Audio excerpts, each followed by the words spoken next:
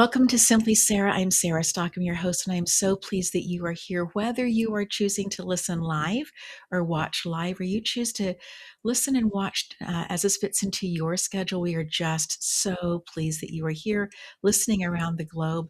It's so exciting to spend this time, to invest this time with you. I'm just also so grateful for our sponsors, for Michelle Bell Art. You can find her easily on Instagram, for the amazing Stegner family, for their incredible support for what we are doing here, and also for the art of forgiving, and our guest today, Dan MacQueen. Dan, we are so pleased that you are here, ready to share your story. Would love to hear how you got to where you are today. Well, thank you for having me on the show, Sarah. Let's go back to 2014, shall we? Sure. In jolly old London, England. Fish and chips, cup of tea, bad teeth, dare I say? Having these headaches that were bad, they were worse for a few weeks. Painkillers like candy for them. My head was pounding. So on the tube one day, the tube's like zigzag around London, Mhm. lumbering towards Nine Hill Gate on the district line. It's a slow roll at the best of times. Headaches were so bad. Vision turned starry and I saw spots. Mm. Slowly started to fade to black. It was a race to see who could arrive at the station first, me or the blindness. Arrived at Nine Hill Gate tube station, stepped on the platform, mind the gap, and the lights went out. I couldn't see a thing. The station's swirling around me. I can smell it, I can hear it, but I can't see a thing. So, Sarah, I want to ask you, able-sided person your whole life, what do you think? What do you feel? What do you do? Wow, I don't know what you would do in that particular moment because we use our vision all the time. I Yeah, think that's you that's ask for that's a help. fair response. That's a fair response. I decided to stand there like a statue and think my way out of this conundrum. I thought and I thought and I thought. I wish I could tell you I had a good answer to get out of this pickle. I did not. After the longest 3 minutes of my life, my vision comes back, and I carry on my day. Hmm. But the next day, I go storming back into A&E. Now, A&E is accident emergency in the UK, like ER in Canada, United States. I told them what's going on with me. I was blind on a tube station in London. This is not normal. They ran some more tests, and again, they thought it was vertigo. They sent me home. Wow. On the way out, they told me I could always get my eyes checked by an optometrist. An optometrist, that's rather odd, but sure, why not? I'm not a doctor. I don't plan to play one now. Mhm. Next day, I came back with a vengeance, and I found myself in Mr. Patel's chair. He was midway through a routine exam when he stops the exam, excuses himself from the room, and he comes back a few minutes later with a sealed envelope which he hands to me. He told me to go directly to Moorfields Hospital, which I did. Well, Sarah and listeners, tell a lie. I stopped at home first to grab a Jack Reacher book by Lee Child, a phone charger, and a bite to eat. Arrived at Moorfields Hospital, handed the sealed envelope. They ran the same test there again, then escalated me to Charing Cross Hospital. We're getting somewhere. I'm thinking this is positive. This is a good thing. Now it turns out I had a dangerous buildup of pressure in my brain caused from a non-cancerous cyst in my pineal gland. Mm. Prevents the fluid of my brain to drain normally would, causing the pressure to mount up, causing the vision issues. Now it turns out I required emergency brain surgery tomorrow.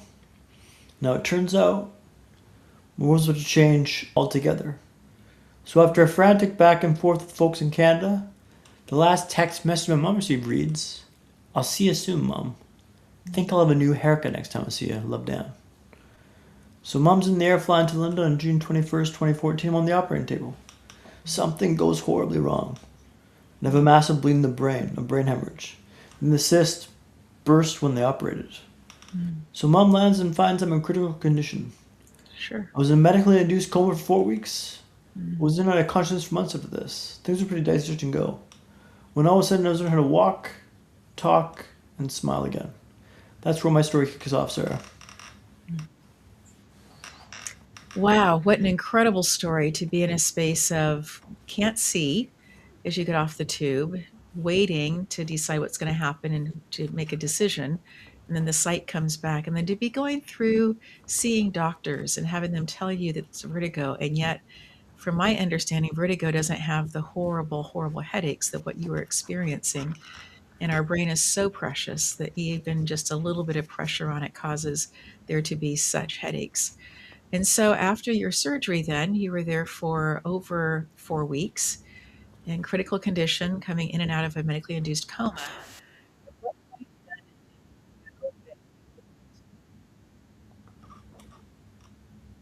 lost you, Sarah. I can't hear you. You can't hear me? Here we are. Can you now? Okay. So, at what point did you know that you were going to live, that you were going to open your eyes up and that there would be another day? Well, in the coma, I had one dream that I can recall. I was on a submarine, a big submarine, and underwater there was a massive aquarium on the submarine. And I thought to myself, why would you bother putting an aquarium on a submarine? We're already underwater. But I woke up 4 weeks later being told what happened to me and thinking, this isn't my life. I was healthy and active yesterday, of course, 4 weeks into the day yesterday. Right. Five-a-side footy, ball hockey in London, big nights out of the pub. Like, I was a pretty active guy, social guy. This isn't my life, right? And then being told, hey, Dan, you had a brain hemorrhage. You were in a coma. You can't walk right now. I couldn't talk. I couldn't vocalize. Mm. And the world became pretty small pretty quick. And I remember just being in that hospital being, terrified of what my life is going to look like going forwards. In the hospital, in the daytime, it's one world, but in the nighttime, it's another world entirely. In the daytime, the doctors are there, the families are there. It's quite an upbeat place to be, right? But the nighttime, the night staff comes on board, the doctors go home, the parents go home. And you're brought into one room to go to sleep with all these people that have had their life shattered by these medical issues that have occurred to them. And the wails of these people that have just had their lives turned upside down, like, still haunt me today. I couldn't sleep the first 2 days. Had to get headphones to sleep because I couldn't sleep the cries and the wails and the moans. But I quickly realized that, like, this is not a good situation. But this mindset and this stoic line that I used to kind of navigate this was not what happens to you, but how you react to it that matters. It's not what happens to you, but how you react to it that matters. That's great. And I realized that, like, this didn't kill me. It could have. It came pretty close a few times. When I was in a coma, I was in a pretty duress situation. But I realize now it's what I think about more than what happens. So I got to work on rehabbing, in the wheelchair in 45 minutes, not 40, not 50. Then the next week 40, not 45. 35, then 30. The fastest way to big progress is taking small steps. Mm. Incrementally ratcheting this up to get to the goal you want to accomplish. But it's a mindset game about anything else. It's not fair this happened to me. But life's not fair. Mm. And it's what you think about it now that matters, not what it was. So, I mean, it wasn't an overnight thing that I was chipper and jolly off the hop, but I was never negative about it. It was never woes me down the pity spiral. I was always, you know what? Okay, fair, this happened, this card came up. But now what am I going to do about it? Mm-hmm. So how long was the rehab for you? Rehab was 6 months in the hospital, and then 6 months of rehab at home. But it was arduous, grindy to get back to talking again. They told my parents I may not be a talker because my vocal cords were fried from the tracheotomy and the breathing tube. Mm-hmm. My parents had built this dossier on me about who Dan is in the hospital. He's a master's graduate. He's a sports fan, a Canucks fan. Here's his girlfriend, Demi. And I had a Kiwi nurse read the file, and she goes, oh, I'll get Dan talking again. Took me down to the park, some kids playing footy, soccer across the park. She goes, Dan, those kids across the park, they don't think you're good enough to talk, Dan. They don't think you're good enough to talk. Because she knew I was a sportsman, right? So she knows a bit competitive. Yes. And I yelled across the park some profanity to your listeners today, but it was a motivating factor of all power and force and anger and pissed off energy that I just exhumed into my voice. And I got my voice back, and I was singing. I yelled across the park, learning to walk again was a big, arduous uphill battle, right? That was a splint over my left leg to gently ease the leg muscle back into shape. I had frozen in a coma, so to wear a splint to gently loosen up the leg muscle. Now, the first night I wore the splint through the night. No issue, no stress. Thought this will be easy, right? This will be easy. Hinting it's not going to be easy, right? The second night, after 20 minutes was painful. After 30 minutes was dreadful. After 40 minutes was unbearable. I buzzed the nurse. Take the splint off my leg because I can't handle the pain. But tomorrow, I told them, tomorrow we're going to do this for an hour. I'm a walker. I can handle the pain. Big talk. So the third night, they wrapped the leg. Tied up at the ankle. Give me the clicker, the nurse call button. They go patrol the Wilson ward. Now, the Wilson ward was an L shape, so short on this side, long on this side. Short on this side, long on this side. Do you mean that hospital room that smells like only a hospital room can smell? Sanitized, sterilized. Yeah. It's clean, but you're wondering what sort of atrocities have been committed under the guise of that limiting necessity. After 10 minutes, the leg's painful. After 20 minutes, the leg's dreadful. After 30 minutes, the leg's unbearable. I start passing the clicker back and forth, trying to distract myself from the pain. Now I've got double vision from the brain injury, which means I get the pleasure of seeing two views, Sarah. Right. Which means I can't see this clicker going back and forth. I'm groping at this thing at the best of times. Yeah. As the pain ratchets up, my throats get more enthusiastic. Till eventually, inevitably, I drop the clicker. And it lands on the hard linoleum floor 3.5 feet down the ground. Sugar, I say. Now, Sarah, I did not say sugar. Many adjectives of sugar were used, descriptive words of sugar were used, but sugar was not one of them. I can bet my life on that. I look over the edge of the bed. I can see the clicker there looking at the floor looking back at me. If I can get that clicker, I can stop this pain. I can end this monstrosity. Only problem was, if I fall from that height, might break my arm. Right. In fact, I figured about a 50-50 chance we break my arm. A coin flip. Not the best odds. I changed tack. I'm trying to untie the splint, but it's tied up at the ankle, not at the hip. I can't reach that far down. I'm not that flexible. Help! Help! I'm yelling at the top of my lungs. The ward of the wolves was an L-shape, right? Short on this side, long on this side. Short on this side, long on this side. The nurses are at the far end of the ward. They can't hear me yelling for help. It's time to flip the coin. Drop down and grab the clicker. Even if I break my arm, the splint's got to come with like that's part number 1, 2, and 3. Lower myself off the edge of the bed, and I crash down in a heap. Blankets, wires, cables, it's all a go. Everything. The arm holds, and I hammer the clicker, expecting the nurse to come bursting into the room like the bathroom's been put up. Right. They kind of stroll in 5 minutes later. What are you doing on the floor, love? Yeah. First of all, I say, that's a fantastic British accent you have there. Where'd you say it from again? Sarah, I did not say that at all. But I said, let's get this splint off my leg, please. I'll tell you all about this. It's not what happens to you, but how you respond to the matters, right? It's not what happens to you, but how you respond to the matters. The reason why I'm telling you the story is I learned 3 lessons from this experience. The first lesson being, and probably most obvious, let's not pass the clicker back and forth. That's a bad idea. Okay. The second lesson being, let's tie the splint up at the hip, not the ankle. That way I can untie the shit stop and go forwards. Right. And the third lesson, and probably most profound, let's always be solutions oriented from this moment forwards. When things go sideways in life, which sure as you're born they will. How do you resolve your issue? How do you fix your problem? With the help of the splint, we'll start walking the hallways of the Wolfson. Slow up first on a zipper frame, then up to the Ferrari, then up to naked walks. Now what's a naked walk, you may ask? I'm walking without sporter aids. I'm walking naked. Right. The term kind of stuck. It was a long road down to the naked walks, but man, I'm just having a movement. Then came time to walk in Tooting Broadway. So Sarah, have you been to London, England? As a child, we would travel through there on our way to Africa when my parents worked. Okay. So I gather you've not been to Tooting Broadway, or do you recall? Correct, I have not. Okay. Let me set the scene for you and your listeners here. Last story, and then I'll open it back up to you. Tooting Broadway is an area in South London, an area they call up and coming.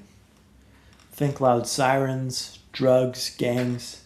It's dirty, it's hectic, and boy is it busy. I'm walking with a cane, I'm walking with an eye patch. After 4 months in a wheelchair, I'm literally Bambi on ice. I turn the corner to walk on the high street for the first time. Immediately get slammed into by someone. I stagger back a few feet. Someone else scurries past me on the right hand side. I thought I was done with the rats. Someone had been stabbed on the sidewalk over here. I'm thinking this is a pretty wild place to learn how to walk. After a few days of this, I was thinking this is the worst place to learn how to walk in the world. Can't they see I'm trying to walk here? Can't they see I'm trying here? And then one day my perspective shifted. Maybe this isn't the worst place to learn how to walk in the world. No, maybe this is the best. If I can walk here, I can walk anywhere. Anywhere. Now, Tooting Broadway didn't change, right? Right. But it went from the worst to the best in my mind, and my mood reflected that. What are you looking at in your life you're convinced is the worst? Convinced is the absolute worst. Hey, maybe it is. Or maybe you can find a way to turn down the suck a little bit. Shift that perspective a little bit. Iron Mike Tyson famously said, everyone's got a plan until they get punched in the mouth. Now, your punch may not be a brain hemorrhage, right? Facts. Will be a job loss, a breakup, A diagnosis for you, a loved one, you will take that punch in the mouth. How you respond? I'm offering a compass, not a map, but a compass. It always points towards true north. Look at things like mindsets, perspective, and hacks. Hacks will allow you and your team better than yesterday, tomorrow.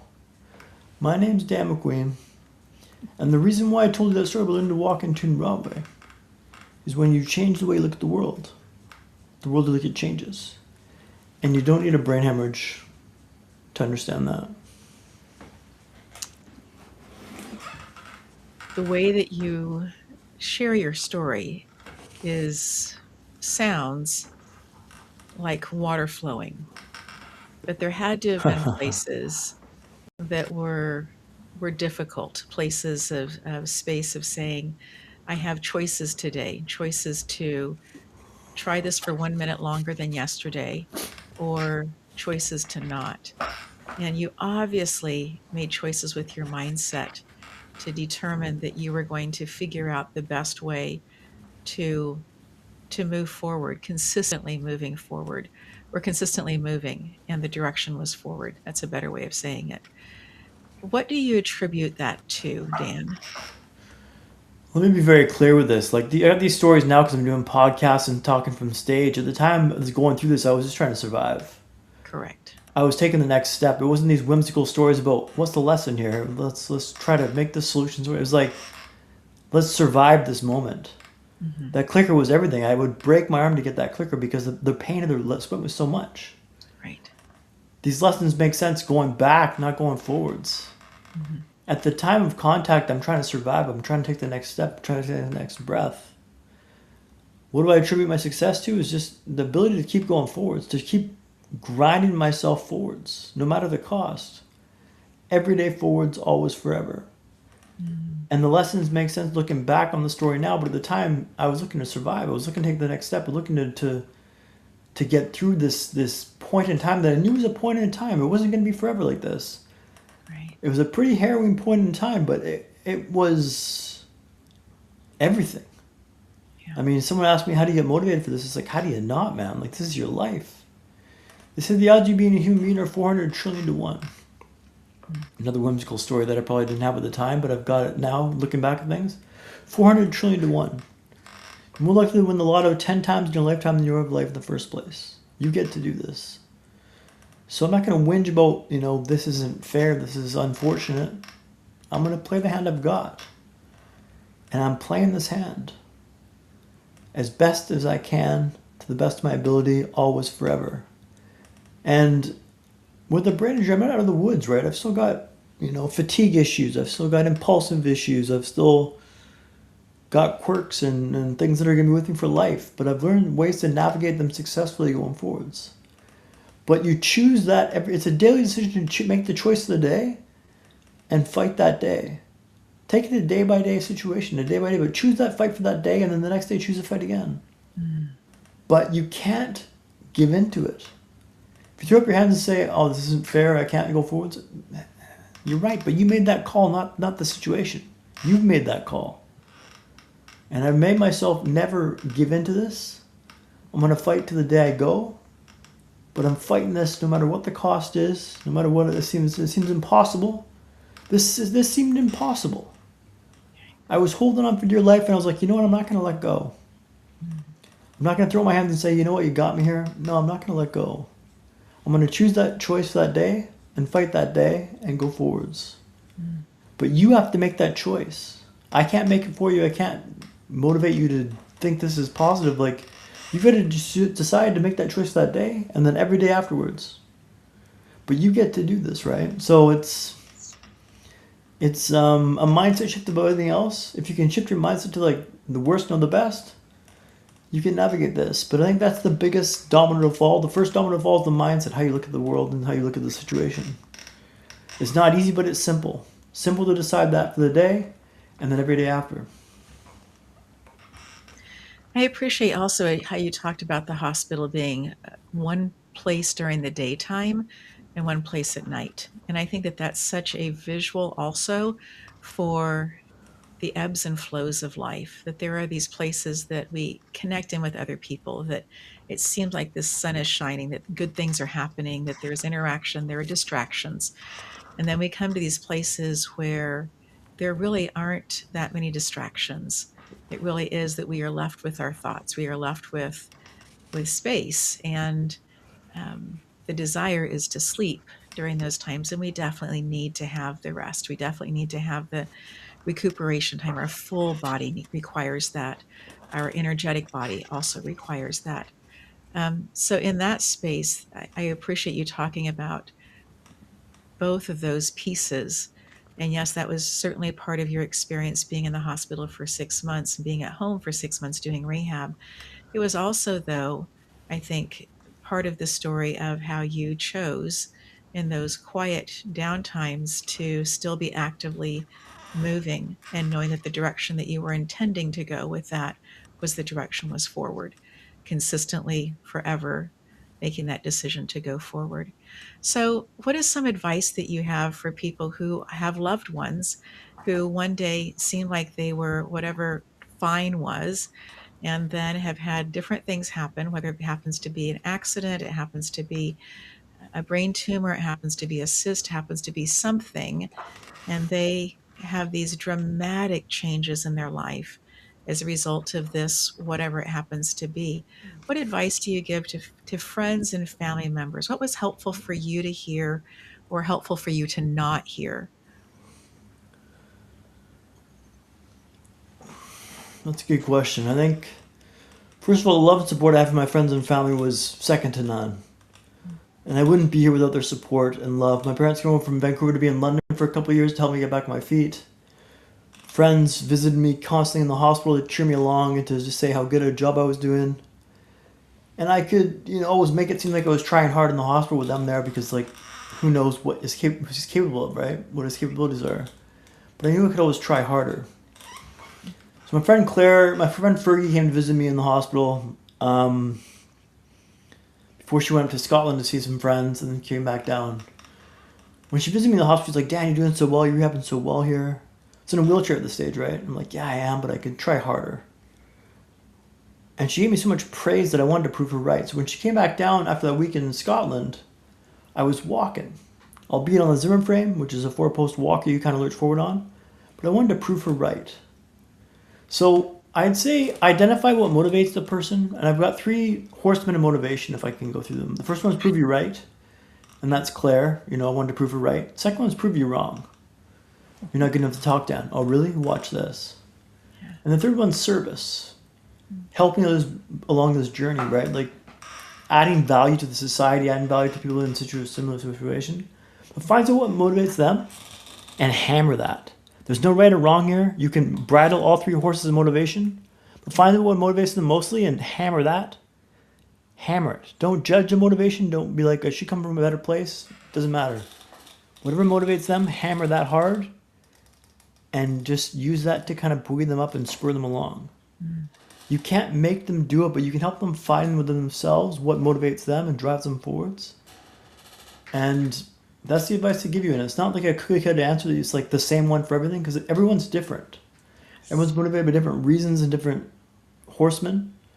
But I think that if you can harness all 3 of those horsemen of motivation, you can really pull yourself forward. So like really dive into what motivates the person and try to lean into that in your descriptions about what you see in them, what's possible for them, and spur them along, because it's not going to be easy, but it's very simple to decide this, right? Mm-hmm.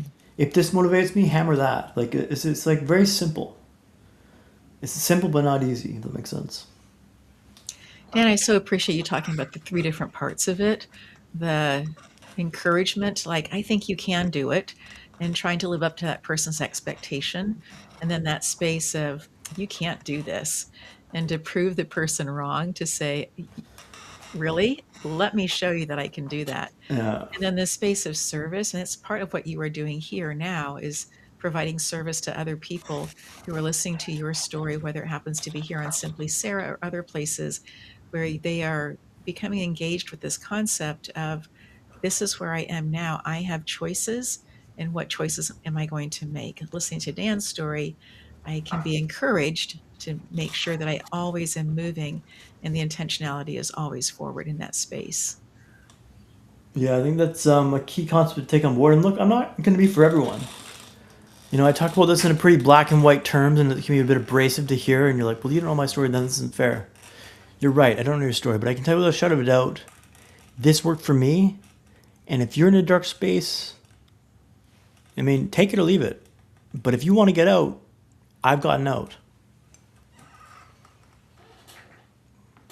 Dan, you speak it so clearly and so well. So, what do you see as some of the things that you are working towards next? You're obviously speaking on stage, you are doing different television conversations and podcasts. What are some things that you see ahead of you that you are reaching towards? 2026 is a good time to do the year ahead review, but I mean, for bigger stages, more consistent fees, bigger impact. I want to change the way you look at the world. Not change the world. I'm not that grandiose thing I can change the world, but maybe you can shift your perspective a little bit. A little bit. Just a little tiny minute bit that, like, well, maybe it's not the worst place in the world. If I share my story and tell my perspectives and what I've learned through this experience, I think you can become better. I know you can become better if you listen to what I'm saying. If you don't want to listen to it, that's fine. That's your prerogative. If you're doing well in life, hey, don't listen to what I'm saying. If you're not doing well in life, maybe take on board what I'm talking about. But I'm not going to sugarcoat it to make it seem like everyone's going to be winning at this video this way. It's like, you've got to fight this battle every day. It's not an easy task to do this. It's an arduous, difficult, uphill dogfight every single day. But I'm here to fight it because this is my life. Those odds of being a human being are 400 trillion to 1, right? I get to do this. By reframing my mindset, I'm not woes me down the pity spiral with this. I'm like, I get to do, you're making me better with this. Thank you for the opportunity. And every day I wake up with gratitude and a spunk and a spice to my step that I want to get through this and be the best I can be and live up to my potential. There's this lovely adage, I think I heard from David Goggins. I'm not sure if you're familiar with him, but he's a big, the toughest man alive, ultra marathon athlete, used to be really overweight, Navy SEAL, Hell Weeks and all this stuff. But he talks about this life on your deathbed. And you're visited by all these ghosts that you could have been in your life. You know, if you only try to be an artist or a poet or a painter, you could have brought me to life. I wanted to be around my deathbed and have the ghosts come to me and be like, we tried to get you a few times, Dan, but you're really pretty stubborn stick in the mud there, dude. So well done.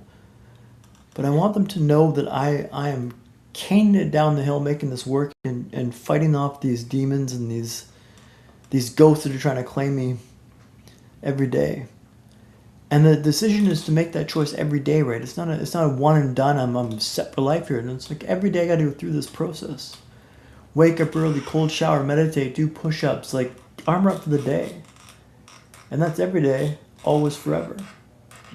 And that's something that's difficult to like comprehend, but like this is how I gotta live my life to make this work. Given the hand I was dealt, given the card that came with my hand, I've got to play it this way now.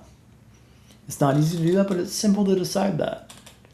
Every day decide that I'm making that fight for that day. And if you understand that's you get to do that. That's your opportunity to do this. Like that's where the life comes in, right? That's where the second chance comes in. No, I get to do this. Like I've got double vision, as I mentioned, and it's it's very difficult to look at computer screens and to navigate this stuff. And on more than one occasion, I've been cursed with the computer. I can't read the computer screen. This is so frustrating. Right. Hey, man, you get to do this. Who would have thought you'd be speaking now and sharing your story on stage? Is like, get over yourself. Yes. This is what you've got. You got to navigate this. It'll get better over time. It's going to take a couple of years to get back to where I want it to be. But if I just push through this, if I just keep grinding, it'll clear up on the other side. But I get to do this now. What a blessing that is. If you shift your mindset to that, like then that's like that. It's all winnings, right? It's all house money. Yeah. Dan, do you have ways of celebrating the things, the little things that continue to go right? And with that, then also the ways that you continue to show up for yourself.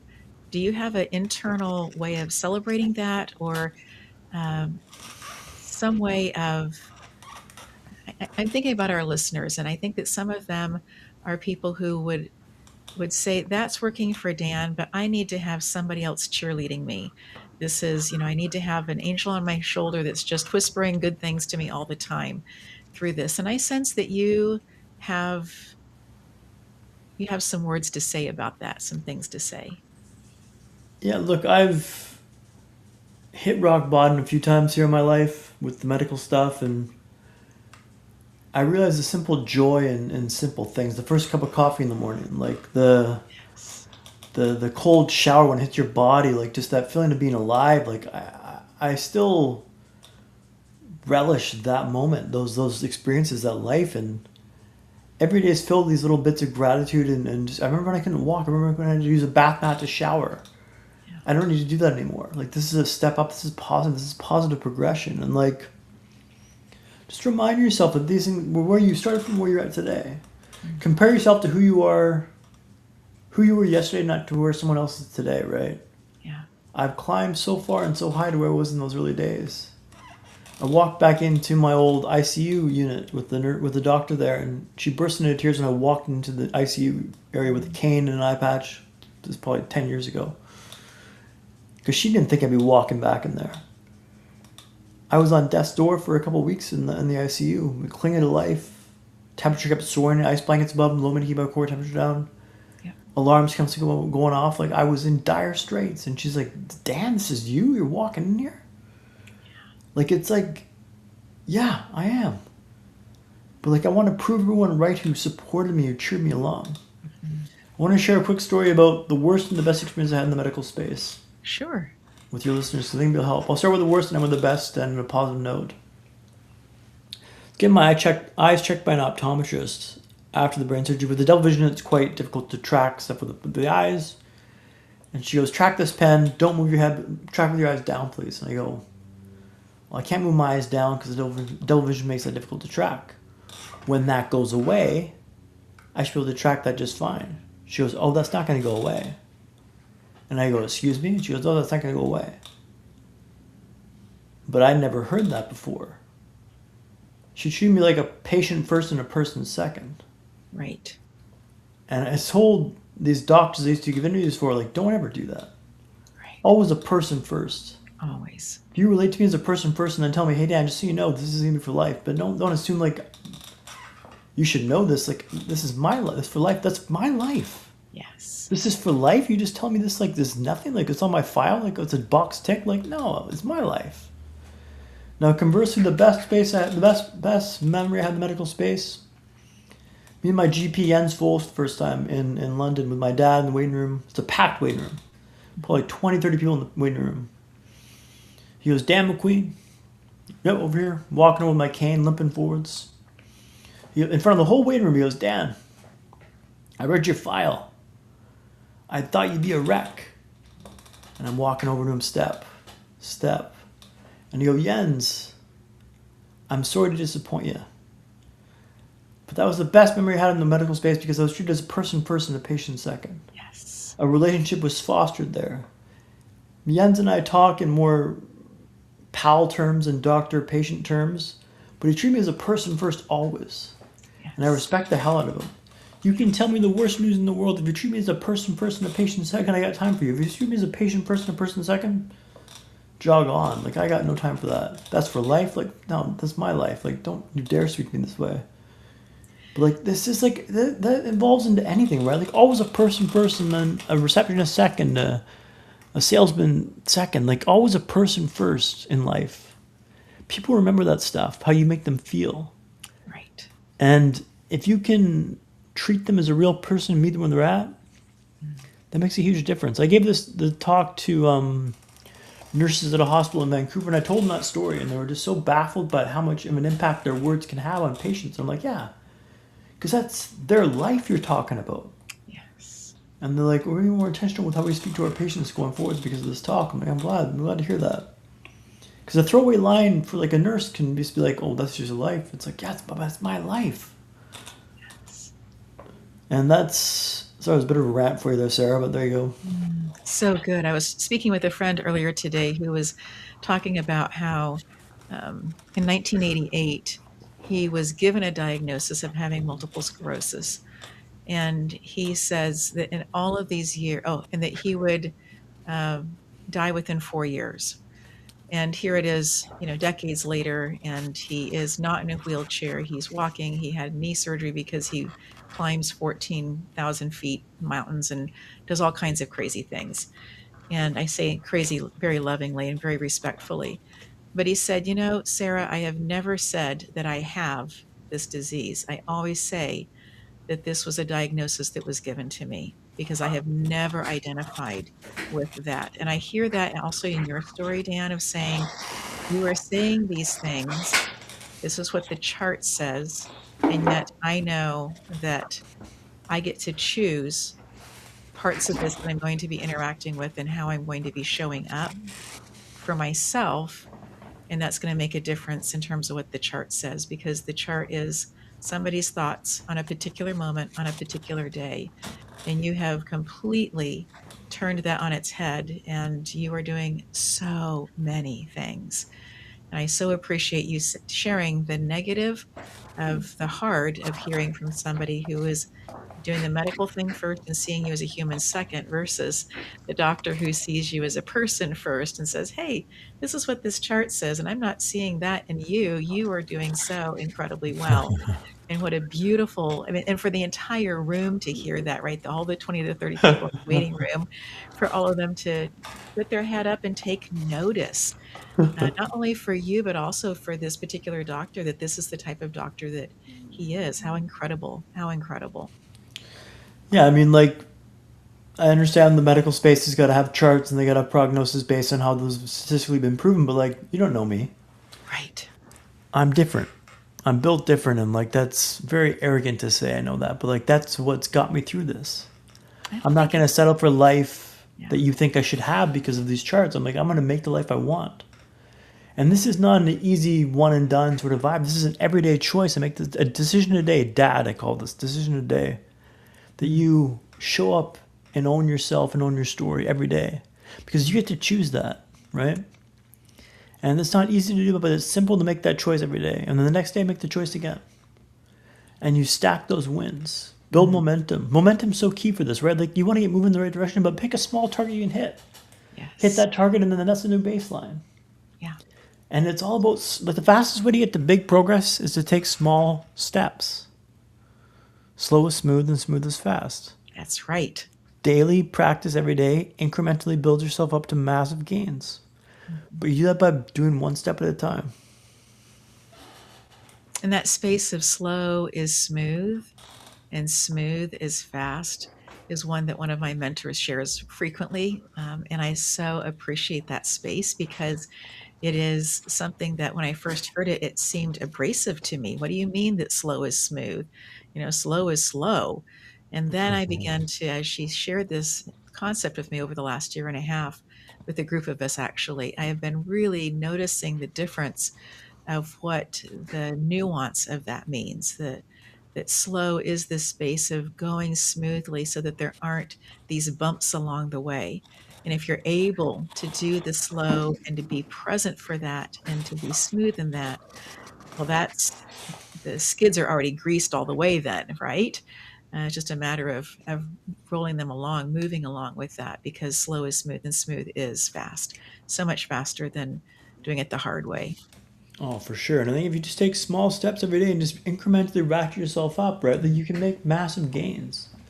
And that's how I don't fail at my goals, right? My goals are always big goals that seem astronomical at the time, but like, I've got there by like, years. You don't see this behind the scenes. Years of me building this up to get to the point where that chasm to the last goal is so small, I know I can hit it.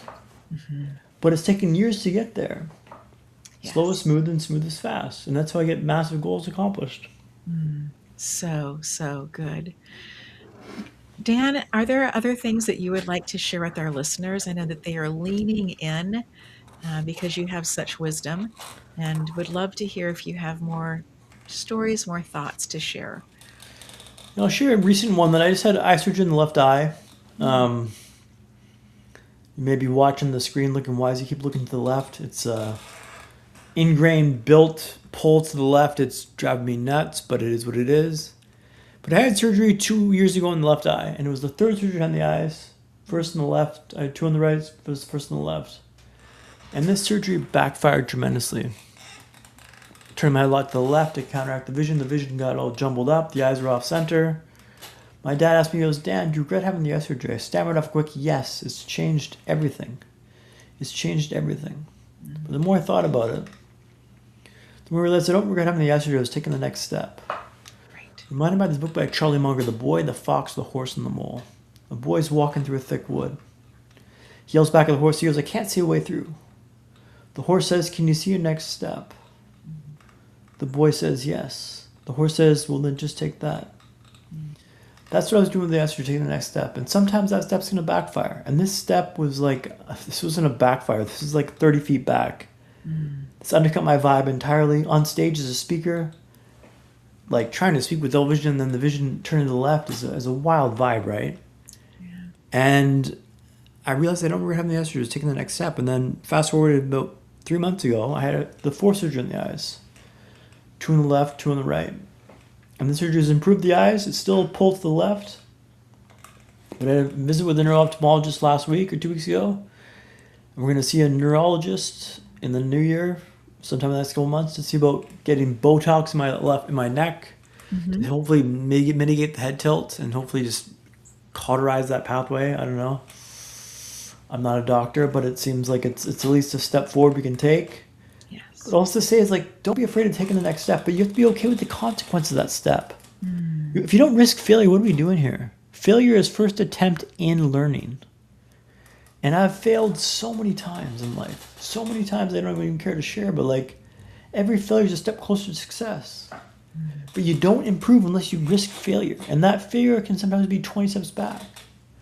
All that's to say is I'm not talking about resilience from like a lofty tower above the slums of adversity and of resilience, but like I'm stumbling through the back alleys and the dead ends and knocking on doors that are locked, and I'm lost as hell down here, but like I'm making this my way through.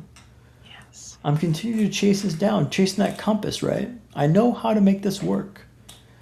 I just need time and space to make it do it and find my way out of the spot. But like it's just to say, like, risk failure, takes chances, but you know, professionally and like within safety regimes here. But like, if you don't risk stuff to improve it, what's the point of doing this? One last story, and I'll pass back over to you. I used to shower with a bath mat in London. You know, initially they told me and my parents, like, he's got to use the bath mat. He can't stand on his own in the shower. It's a risk. He could fall. Every day I go to work, I'd hang this bath mat up in the shower to dry. The symbol that I wasn't good enough to shower on my own. It drove me nuts. It drove me absolutely nuts. After about a month or two, I decided, you know what? I'm not using the bath mat. I told my parents, I'm not using the bath mat anymore. Oh, no, Dad. The doctor says you have to use the bath mat. It's a safety concern. I'm like, you know what? Watch this. Went in the shower, didn't use the bath mat. Guess what? It was just fine. So I retired the bath mat. Only by risking failure can I take that step to know I don't need the bath mat anymore. I used to walk with a cane all the time in London. Came to Vancouver for a visit a couple years back. Forgot the cane in London. And guess what? It was just fine. So I retired the cane. Yeah. Used to wear an eye patch or a contact lens in London to help counteract the vision I've got. Went to safari in South Africa. Thought dust and dirt would get in my eyes in South Africa, so I left the contact lens at home. And guess what? It was just fine. Each time I'm risking failure to like take a step up. That's how you improve, by risking failure. And, you know, don't do this if you're going to hurt yourself, but like, if we're not failing, what are you doing? You're not really trying hard enough to do anything. I failed so much. I still fail all the time. But less and less now. I've tightened that gap significantly. And I'm hitting and sometimes just missing from time to time, right? But like it's all by like risking failure. Can you improve yourself? Can you really expand and reach what life's capable of doing? And that's not easy to hear because, you know what? I can stay safe in this little space here, but like you got to challenge the notion, challenge the status quo, reach for things, try. Try, that's the most important bit. I say that all the time in my talks. I know I said one more story and I'll pass it back over to you. The best feedback I got from my talks was I used to give talks for outpatients in Wolfson Rehab Center in London. I talk a lot about swimming and exercise and how much it was important for my vibe. Yes. And to get back in the pool the first time, it took 45 minutes to change, swam for 5 minutes, 45 minutes to change again. Right. Small time in the pool, but like a big effort to get there. Yeah. Now I swim for like, 40, 60, 70, 80 lengths of time. And one of the outpatients said, you know what, after hearing Dan talk about swimming, Before the injury, I was a big swimmer, but after this injury, I haven't swam because it's so labor intensive. But I'm going to try again. I'm going to try again. That was the most meaningful comment I've got from my feedback because maybe he stopped after the one time, but maybe he's still swimming now because of me. Yeah. All I can do is get you to try again. And then you decide. But if you don't try, what are we doing here? Mm. If you try and realize, well, that wasn't so bad, I can maybe improve that a little bit next time. And then the next time you swim for 10 minutes, and the week after 15 minutes, and 20 minutes. Like I said now, I'm swimming 3 times a week in the pool, anywhere from 40 to 80 lengths in the pool at a time now. Yeah. This was like impossible back in the day. Like I was swimming for 5 minutes, maybe 5 laps, 10 laps tops. Right. Yeah. But I challenged it. I challenged what was possible for me. So don't set limits on yourself and don't let others set limits for yourself either. Like challenge it and fight for it. Mm. But you got to fight and you got to decide every day to fight that. And I can't make you do it. I can't motivate you to try, but like maybe if you listen to what I've been through and what I've been able to accomplish with my structured approach, you'll try again. And that's all I can ask you to do is to try. Just try one more time and see how it goes. Dan, I have so appreciated this time together, your conversation, your thoughts, the way that you have structured your life, the way that you took who you were before the surgery and have pushed into those areas and continued them in such beautiful ways in this space as well. In that space of encouraging us to look every single day at the decisions that we are making and to choose moving forward, to choose that movement. You are an inspiration. And I'm just so grateful that Chandani Khan put us in connection so that we could have this conversation. Do you have any final thoughts before we say thank you to our listeners? Yeah, thanks, Sarah. It's been a lovely to connect with you, and thank you to Sean and Nate for connecting us. But I'm a motivational keynote speaker based in Vancouver, Canada, speaking on motivation, change management, and resilience. I've got a website, MacQueen Dan, MacQueen Dan.com. And I do a lot of online and in-person gigs, so I'd encourage you to check out the website and see if your vibe's right with that. But thank you for having me on the show, Sarah. It's been a pleasure to speak with you. Absolutely. And we say thank you so much to you, the audience, for pressing in, for listening. I know that there were some things that I was thinking about earlier today where I was like, I don't know. And listening to Dan speak, I'm like, oh, of course I'm moving forward with those things. And so I hope that you are also so encouraged in this. And so until next time, we say, take great care of you.